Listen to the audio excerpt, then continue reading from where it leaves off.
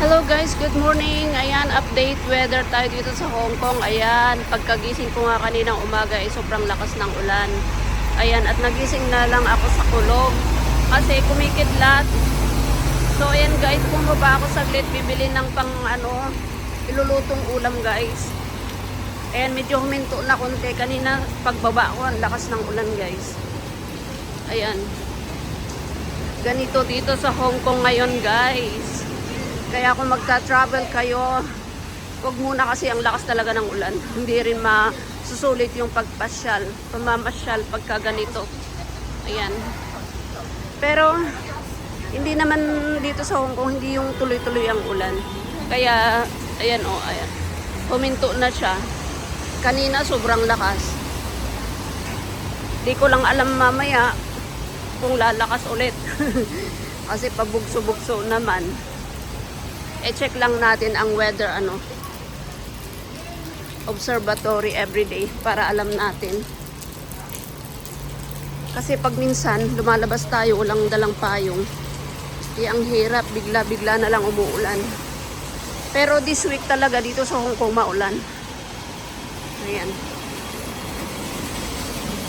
Pero nagulat naman ako kahapon, ang init eh. Ngayon lang ulit umulan ng malakas.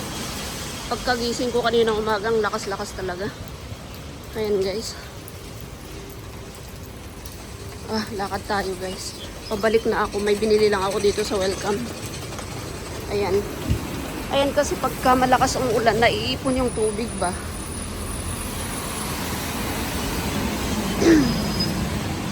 Ayan. Diyos ko.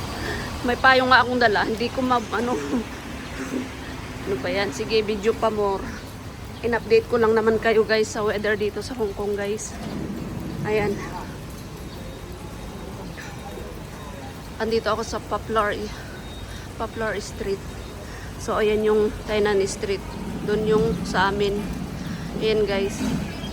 O sige na guys, at magpapayong ako. Wala akong yung hawak ko, yung isang kamay ko hawak ang kailangan ko magpayong guys. So, ayan, update tayo. Ayan, ingat tayo guys. At kailangan natin magdala ng payong o kapote pag lumalabas tayo. Alright. Ayan guys, iipon talaga yung tubig. Kaya pag maglalakad ka, basa talaga. Pati sapatos, pagka ganitong umuulan.